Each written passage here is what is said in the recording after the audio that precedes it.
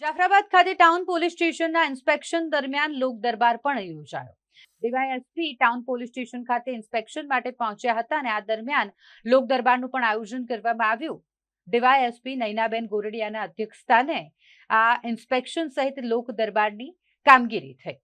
Town police station ખાતે જ્યારે લોક દરબારનું આયોજન કરવામાં આવ્યું હોય તો ત્યાં શહેરના દરેક સમાજના અગ્રણીઓ, અલગ અલગ ગામના સરપંચશ્રીઓ સાથે જ શહેરના વિવિધ હોદ્દેદારો અને બહોળી સંખ્યામાં લોકો ઉપસ્થિત રહ્યા હતા. ટાઉન પોલીસ સ્ટેશન ખાતે નોંધાયેલા જે ગુનાઓ છે તેને આ લોક દરબારમાં ચર્ચા કરવામાં આવી. કાયદાના પ્રશ્નો અને લોકોના પ્રશ્નોનું નિરાકરણ લાવવા માટે જ્યારે લોક દરબાર યોજાયો હોય ત્યારે મોટી સંખ્યામાં લોકો જોડાયા હતા.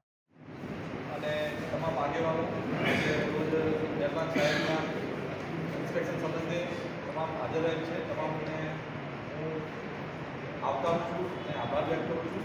બીજું સાહેબશ્રીએ જે વાત કરી એની અંદર સાહેબનું એવું કહેવું છે કે આપણે પોલીસ તરીકે અમે તો બધા કામ કરતા જ હોઈએ છીએ, પરંતુ અલગ અલગ પ્રકારના હાલના માણસોના જીવનની અંદર ઉદ્ભવતા પ્રશ્નો, જે બહેનો સંબંધે હોય, જમીન સંબંધે હોય, કોઈ નાના મોટા મજદૂર સંબંધે હોય, કોઈ બીજા જૂના કોઈ મજદૂર સંબંધે હોય, આવું કંઈ હોય તો ગામ લેવલે, સમાજ લેવલે, ફળિયા લેવલે તમે તમારી રીતે જુઓ.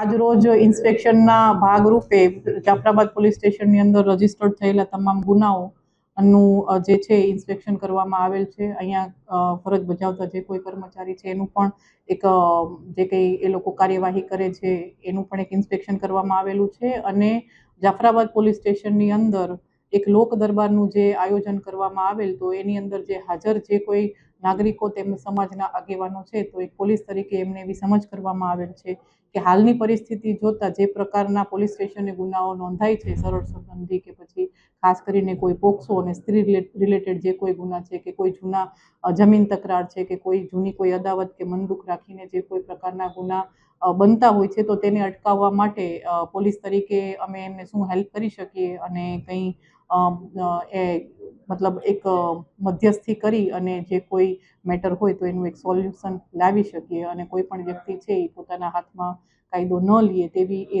લોકોને સમજ કરવામાં આવેલ છે.